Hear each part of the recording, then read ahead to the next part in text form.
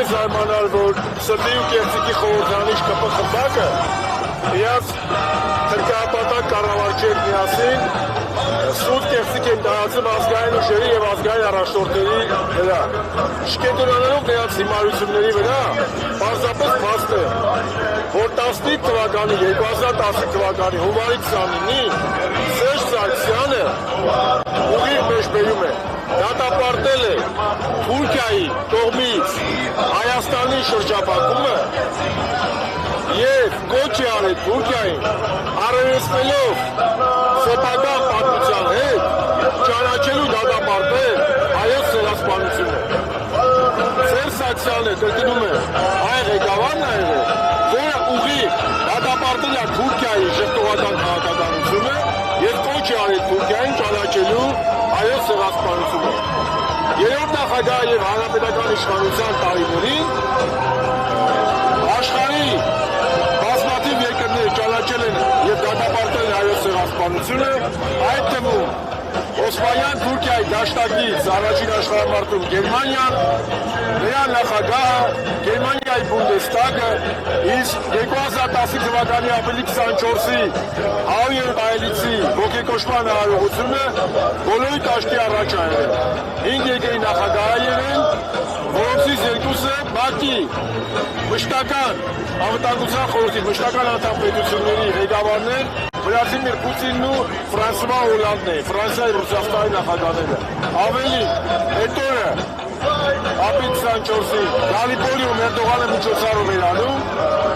բայց աշխարհի ուշադրությունը սևեռված է Դիցերդագաբերդում։ Գիտեք, սրանցից մեկտանիչ իլավ ինչ ասես, ես մարդիկ սրանք նրանք են, որ օրը ցերեկով Արցախը հասնում էին, բայց ամբողջ աշխարհի Facebook-ում գրում էին, որ Շուշիի համար մարտերը շարունակվում են։ Սրանք գնացել Արցախը ճանաչել են Ադրբեջանի կազմում, բայց մեղադրում են բոլորին։ Իլյամետից մինչև նախկինները ռուսներ։ Նիկոլ Փաշինյանը մարդա, որ կապիտուլյացիան իր ձեռով ստորագրել է, բայց հիմա չգիտես ում է մեղադրում։ Ի վերջո, իրանք ամբողջ խմբակ է կապիտուլյանտների։ Ասում են Արցախը Հայաստանը եւ վերջ, հիմա Ալիևից ավելի լավ են փորձում հիմնավորել, որ Արցախը միշտ եղել է Ադրբեջան։ Հիմա ամենակարևորը, եթե մեկը կամ չունի նրա անունը ինչ է, հայտարարում է, որ անկախության հռչակագիրը, դա չանկախության մասին հռչակագիր է, եւ պատասխանում է սահմանադրություն նոր ընդունել, որտեղ գրառված չլինելու մեր պետության ծննդականը, անձնագիրը, այսինքն անկախության հռչակագիրը, նրան ինչ ասես։ Նրան պետք է ասես, որ ինքը թուրք ադրբեջանական կամակատար է, վերջ։ Պարոն Շարմազանով, այլընտրանք ունի օրվա իշխանությունը, որովհետև տեսնում ենք, որ իշխանության տարբեր ներկայացուցիչներ պնդում են, որ այս իրավիճակում այլ երկ չկա, կան փորձել երկխոսել, կան փորձել բանակ գտնել Թուրքիայի եւ Ադրբեջանի հետ, որովհետև օբյեկտիվորեն թույլատրված է պետությունը, չունի ռեսուրսներ եւ տարածաշրջանում տեսնում ենք, որ լարված իրավիճակ է։ Նա ռեսուրսներ չունի իրաց դավաճանության արդյունքում։ Մենք 7 տարի առաջ, այսօր երբ որ Սերժ Սարգսյանը հրաժարական տվեց, հայոց աշխարհն ուներ երկու հանրապետություն, Հայաստանի հանրապետություն եւ Արցախի հանրապետություն, 42,000 քառակուսի կիլոմետր տարածքով։ Շուշին հայկական էր, Ստեփանագերդը հայկական էր, աշխարհի գերեզրիկ պետությունները ճանաչում են հայոց ցեղասպանությունը։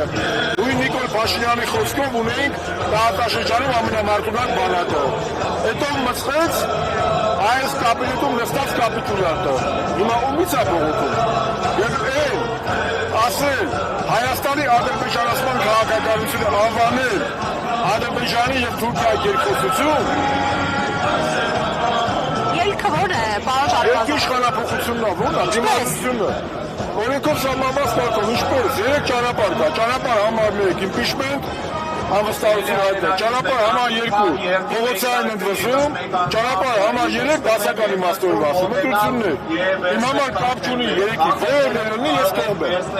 Բայց վերջի 7 տարիները ցույց են տվել, որ Նիկոլ Փաշինյանի ազգակործան ռեժիմի ցանկացած օր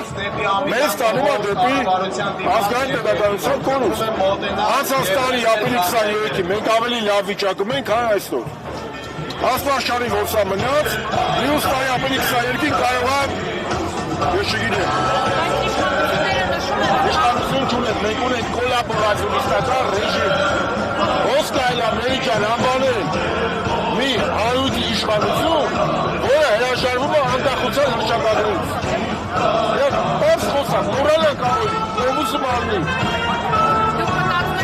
Ես չեմ մտածել, ես ինչ ասում եմ համոզված եմ։